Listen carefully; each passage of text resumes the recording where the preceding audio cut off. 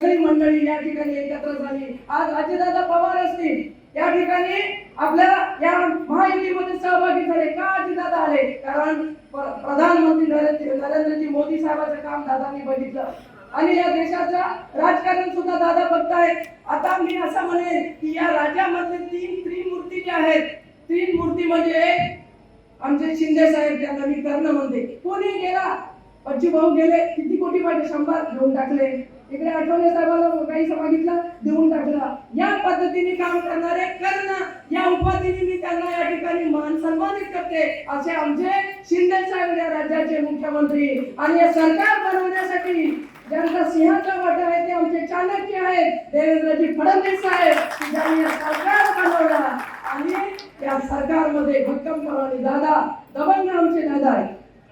दादा की दादागिरी तो सब जगह आणि त्याच्यामुळे आणि इंद्रनील भाऊ तुमचं नाव या ठिकाणी पहिले पण घेतलं, तुम्ही नेतेच आहात राष्ट्रवादीचे जिल्ह्याचे आणि निधीची कमी तर चाबीच तुमच्या जवळ दिली हो। त्या तिजोरीतून काय काय काढायचं ते काढून घ्या, परंतु मोदी साहेबांना आपल्याला या देशाचा परत प्राईम मिनिस्टर बनवायचं आहे आणि सामाजिक विषय या ठिकाणी आपण मांडला। मी असा सामाजिक विषय काही बोलणार नाही, पण एक रात्र या ठिकाणी सांगू इच्छित, असं काही सांगण्याची मला या सभेमध्ये गरज नाही आहे किंवा मी बोलू पण नाही, पण जेव्हा विषय निघतो त्यावेळेला सांगावं असं वाटतं की मेरी झांसी नाही दूंगी।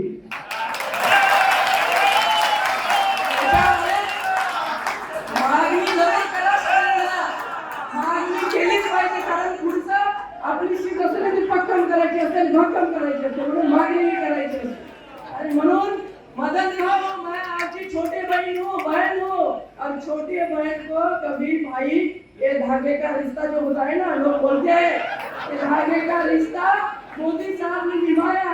हाँ मोदी साहब ने निभाया, लेकिन हमारे एक भाई है, हमने जिनके साथ में काम किया, मेरे धागे के ऊपर बोलते, मेरे भाई धागे के ऊपर मत बोलो, ये धागा बहुत पवित्र है और पवित्र धागे के साथ हमारे मदन भाऊ भी मेरे साथ खड़े, मुझे को कोई शंका नहीं, मुझे मला काही शंका नाही, माझ्या मनात काही मनात किंतु परंतु नाही। आणि संजय भाऊ तुम्ही जर लोकसभा घेतली तर विधानसभा तुमची मी घेणार।